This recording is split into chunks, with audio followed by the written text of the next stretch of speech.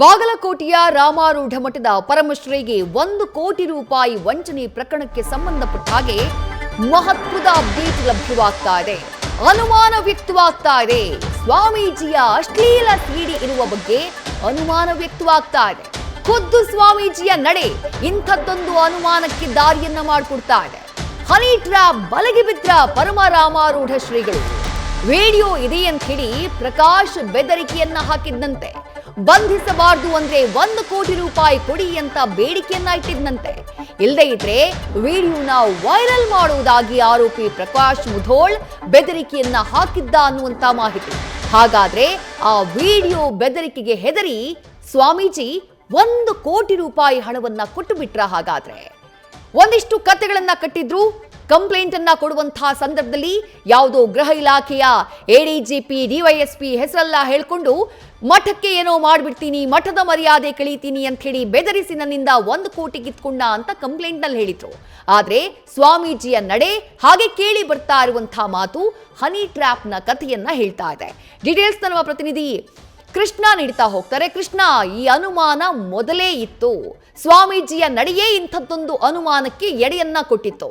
ಸದ್ಯ ಮಠಕ್ಕೆ ಸಂಬಂಧಪಟ್ಟವರು ಅಥವಾ ಸ್ವಾಮೀಜಿಯ ಬಗ್ಗೆ ಗೊತ್ತಿದ್ದವರು ಏನ್ ಹೇಳ್ತಾರೆ ಈ ಕೇಸ್ನ ಬಗ್ಗೆ? ನಿಜಕ್ಕೂ ಹನಿ ಟ್ರ್ಯಾಪ್ ನ ಬಲೆ ಬಿದ್ರಾ ಸ್ವಾಮೀಜಿ? ಹಾಗಾದ್ರೆ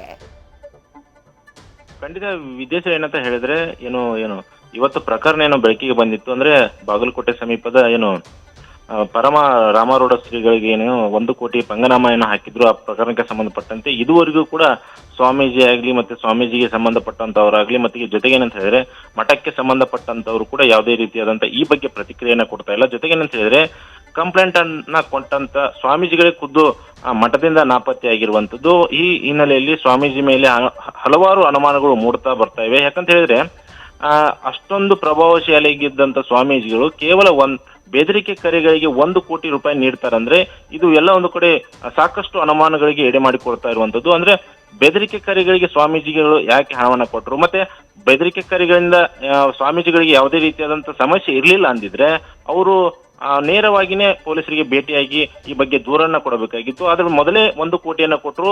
2ನೇ ಬಾರಿ ಬಂದಂತ ಬೆದರಿಕೆ ಕರೆಗೆ ಅನಿವಾರ್ಯವಾಗಿ ಅವರು ಪೊಲೀಸ್ ಠಾಣೆ ಮೆಟ್ಲೇರಬೇಕಾದಂತ ಅನಿವಾರ್ಯತೆ ಹುಟ್ಟಾಗ್ತು. ಹೀಗಾಗಿ ಸ್ವಾಮೀಜಿಗಳಿಗೆ ಈ ನಡೆ ಏನಿದೆ ಆ ನಡೆ ಸಂಪೂರ್ಣವಾಗಿ ಅನುಮಾನಕ್ಕೆ ಎಡೆ ಮಾಡಿ ಕೊಡ್ತಾ ಇರುವಂತದ್ದು. ಹೀಗಾಗಿ ಸ್ವಾಮೀಜಿಗಳ ಅಶ್ಲೀಲ ಸಿಡಿ ಇದೆಯಾ ಅಥವಾ ಹನಿ ಟ್ರ್ಯಾಪ್ಗೆ ಸ್ವಾಮೀಜಿಗಳು ಬಲಿಯಾಗಿದ್ದಾರೆ ಅನುಮಾನ ಈ ಹಿನ್ನೆಲೆಯಲ್ಲಿ ದಟ್ಟವಾಗಿ ಕಾಡ್ತಾ ಇರುವಂತದ್ದು, ನಿಜಕ್ಕೂ ಕಾಡ್ತಾ ಇರಬಹುದು ಅಂತದ್ದು ವಿದೇಶರಿ. ಥ್ಯಾಂಕ್ ಯು ಕೃಷ್ಣ ತಮ್ಮೆಲ್ಲ ಡೀಟೇಲ್ಸ್ಗೆ.